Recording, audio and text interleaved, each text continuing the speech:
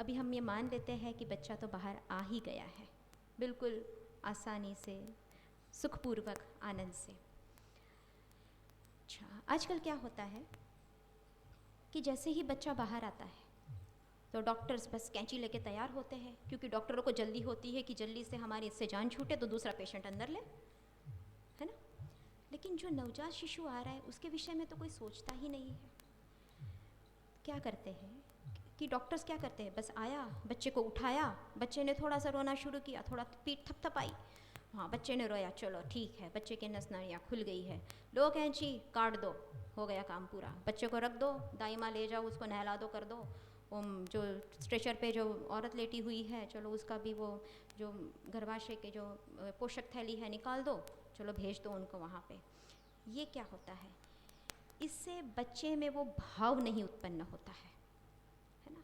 जो मेहनत हम पूरी गर्भावस्था में समझ के करते हैं कि बच्चों पे ये सारे संस्कार पड़े, लेकिन ये सब अगर ये इनकी डॉक्टरों की एक क्रिया में वो सब खत्म हो जाते हैं। क्यों, वो भी मैं आपको बताती हूँ। क्या होता है कि जो नाल माँ के पेट से लेके बच्चे के नाभि पे लगती है, माँ के जो गर्भ में जो पोषण थैली रहती है, उससे लेके माँ के बच्चे के नाभि तक एक नाल लगती है, जो माँ के अंदर से पोषण उसको देती है, और उसके साथ लहू वगैरह इत्यादि जो भी माँ खाती है करती है, तो माँ के शरीर से उसको सारा पोषण उस नाल के द्वारा मिलता है। जब बच्चा जन्मता है तो कुछ समय तक उसके अंदर वो पोषण का प्रवाह चालू रहता है। इस पोषण के प्रवाह के साथ क्या होता है कि माँ के अंदर की संवेदना उस बच्चे में तब बहती रहती है, ठीक है। जो माँ की ममता है उसके साथ वो संवेदना भी बहती है। क्या होता है कि डॉक्टर जब पहले ही जैसे बच्चा जन्मा काट दी नाली, क्या होगा, आज समझो कि हम चल रहे हैं, धड़ाक से किसी ने हमें तमाचा लगा दिया, हमारा क्या होगा, हम डर जाएंगे, एक मन में डर आ जाएगा। और फिर जब भी हम कहीं जाएंगे, एक अचेतन मन में जो डर बैठ जाता है, उससे क्या होगा कि कहीं पे भी जाएंगे, अरे कहीं कहीं कोई कर ना दे, एक अचेतन डर हमारे अंदर ये बैठ जाता है। आज ये बिल्कुल मासूम बच्चे के साथ यही होता है। एकदम से कैंची लगाने से क्या होता है कि उसको जो माँ के अंदर से जो मिलता है, जो स्त्राव हो रहा है, जो संवेदना हो रही है, उसको एकदम से काटा जाता है। काटा जाने से क्या होता है कि एकदम से जब वो खून का दोहरा जो पोषण बंद हो जाता है, तो बच्चे में एक डर पैदा हो जाता है, जो उसके चित्त पे असर करता है। इससे क्या होता है, आजकल हम देखते हैं ना बच्चे कितने डरपोक होते हैं। पहले के ज़माने में हमने देखा था, पहले के ज़माने के लोग कैसे होते थे, बिल्कुल साहसी, निडर कैसे होते थे। और आजकल जैसे जैसे पीढ़ियाँ बढ़ती जाती है, क्या होता है, क्योंकि माँ बाप के अभी जन्म के समय डॉक्टरों ने यही कैंची चलाई थी, है ना। तो इसी कारण माँ बाप तो पहले से ही उनके चित्त में वो डर तो है ही, और अब लो उनके बच्चों के साथ भी वही अन्याय हो रहा है, तो स्वाभाविक है बच्चों के अंदर तो और गहरा डर बैठ रहा है। तो दिन ब दिन ये पीढ़ी क्या हो रही है, ज़्यादा से ज़्यादा डरपोक होती जा रही है ना। तो ये ना करना चाहिए, इससे बच्चे के ऊपर बहुत हानि होती है। तो क्या करना चाहिए कि बच्चा जब जन्मे, पहले तो देख लो उसका श्वासोच्छ्वास जब शुरू हो जाए, श्वासोच्छ्वास बच्चों का कब कैसे देखते हैं, वो रोना शुरू कर देता है, तो उसे स्वाभाविक तौर पे पता चल जाता है कि उसका श्वासोच्छ्वास शुरू हो गया है। उसके बाद उस नाली की परीक्षा करें, कुछ मिनटों में, 2 या 3 मिनटों में ही उसमें रक्त का स्त्राव होना बंद हो जाता है।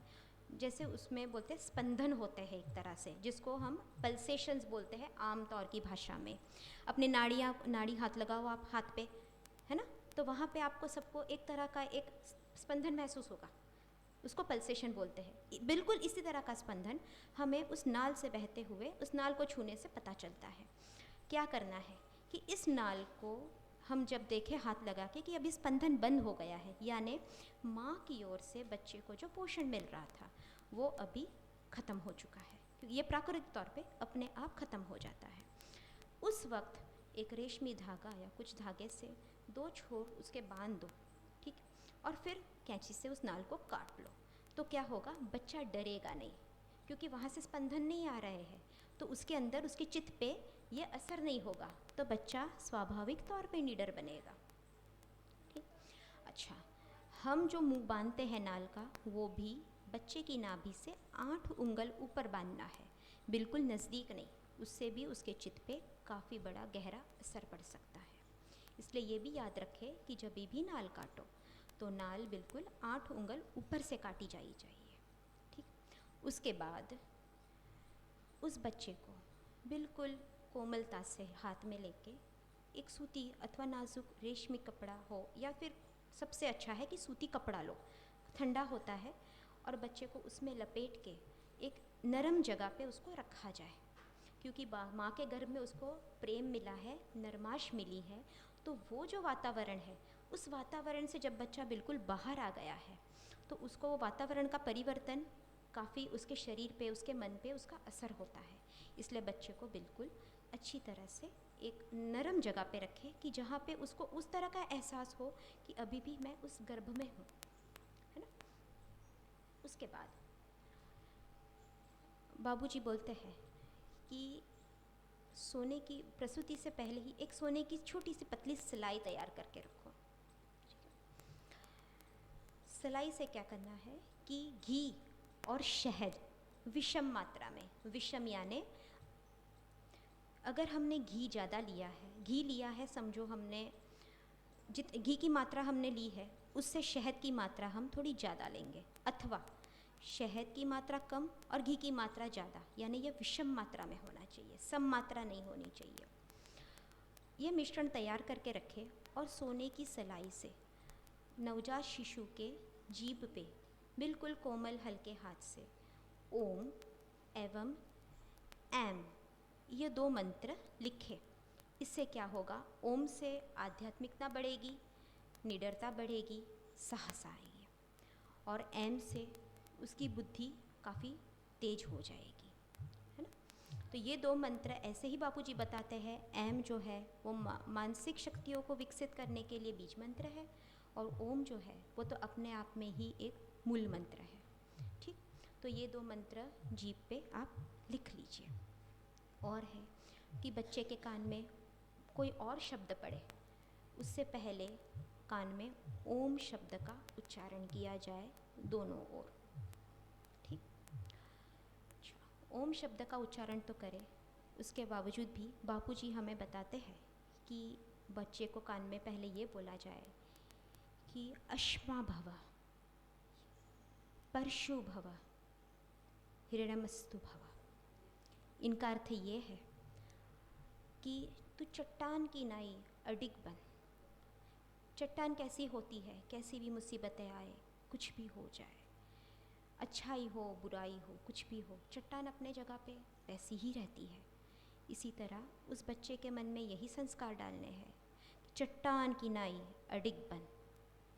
दूसरा है परशु भव, यानी तू साहसी बन, वीर बन।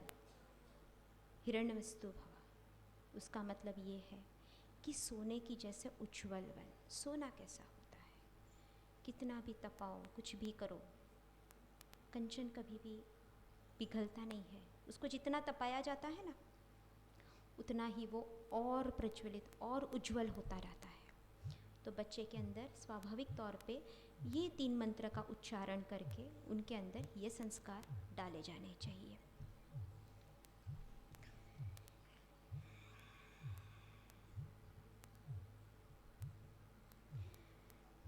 ठीक है, अभी तो हमने ये यहाँ तक बोल दिया। इसके बाद भी अपने शास्त्रों में एक मंत्र दिया गया है। मंत्र काफ़ी बड़ा है, जो मैं आपको यहाँ पे तो भी बोल के नहीं सुनाऊंगी, आपको काउंटर से वो मंत्र मिल जाएगा, जिससे बच्चे के अंदर बाकी संस्कार हम डाल सकते हैं।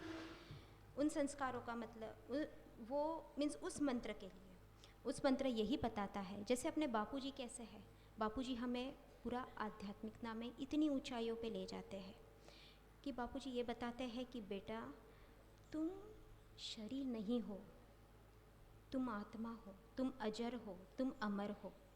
तो बच्चे के अंदर हमने पहले तो हमें जैसे संसार में उसको जिस तरह से बनाना है वो संस्कार तो डाल दिए, लेकिन साथ में बापूजी बताते हैं कि उनको ये आध्यात्मिक संस्कार भी डाले जाए।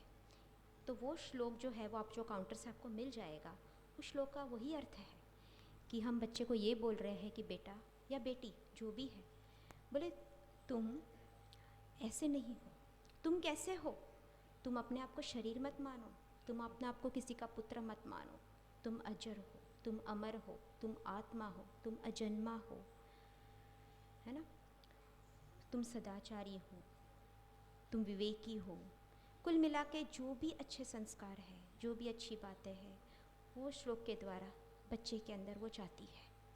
इससे बच्चे के अंदर बोलता है ना, बोला जाता है कि जो भी हम शुरुआत में जो देते हैं वो ही लेके बच्चा बड़ा होता है। इसलिए क्यों ना शुरुआत में ही हम उनको अच्छी चीज़ दे दें। कान में जो पहले शब्द पड़े वो ही अगर ओमकार से शुरू होते हैं, आध्यात्म से शुरू होते हैं, बीज जब वो डला तो ये कभी ना कभी जब अंकुरित होगा, जब उसका पेड़ बनेगा तो सीधी बात है मीठे फल देगा। अगर बीज गलत बना, बीज में यानी कि जब पहली भाषा जो कान में पड़ी वो गाली गलौज की हो या सांसारिक बातों की हो, तो सीधी बात है जो पेड़ बड़ा होगा उसमें फल भी उसी तरह के आएंगे। इसलिए क्यों ना हम ऐसे वृक्ष ही उगाए जिनके फल हमेशा मीठे हो, रसीले हो, है ना। उसके बाद बालक को स्नान वगैरह करवा के जो भी हमने कपड़े में उसे बांध दिया है, उसके बाद माँ की गोद में दे। क्यों? क्योंकि माँ के गर्भ में जब ये बच्चा 9 महीने रहा है तो माँ का स्पर्श वो अच्छे से जानता है ना। तो माँ का स्पर्श वो अच्छे से जानता है, इसलिए ये स्पर्श वो माँ के हाथ में जाते ही वो उस स्पर्श को पहचानता है, इसलिए माँ को वो अच्छे से संभाल लेता है। माँ के गोद में जाते ही उसको अपना सुरक्षा महसूस होती है। ठीक है, ये हो गया बच्चे का स्वागत। अभी आखिरी में आपको एक चीज़ मैं बताती हूँ, और ये बहुत महत्वपूर्ण बातें हैं कि प्रसूति के बाद जो स्त्री है उसका शरीर बिल्कुल निर्बल हो जाता है ना, उसमें रोग प्रतिकारक शक्ति भी कम हो जाती है और उसमें ताकत भी कम होती है। तो प्रसूति के बाद तुरंत ही सांसारिक व्यवहार ना हो। जब तक स्तनपान हो तब तक भी किसी भी प्रकार का सांसारिक व्यवहार ना हो। दूसरा है कि बच्चा बढ़ने लगे, उसका स्तनपान बंद हो जाए, उसके बाद फिर शरीर धीरे धीरे अपने प्राकृतिक तौर पे आने लगता है। शरीर में एक तरह का मीन्स वो अपने आप को फिर दुर्बलता से सबल बनाने लगता है। तो उस वक्त भी सांसारिक व्यवहार ना करे तो अच्छा है। यानी कुल मिला के 3 साल अगर हम बिल्कुल अपने आप को संयम में रखें तो आने वाला जो बच्चा होगा वो भी पहले बच्चे के समान ही ज़्यादा तेजस्वी, ओजस्वी और बलवान बनेगा। और दूसरा है कि माँ का जो शरीर है वो भी दूसरे बच्चे के लिए अच्छा रहेगा, भविष्य के लिए भी वो शरीर अच्छा बना रहेगा। हरिओम।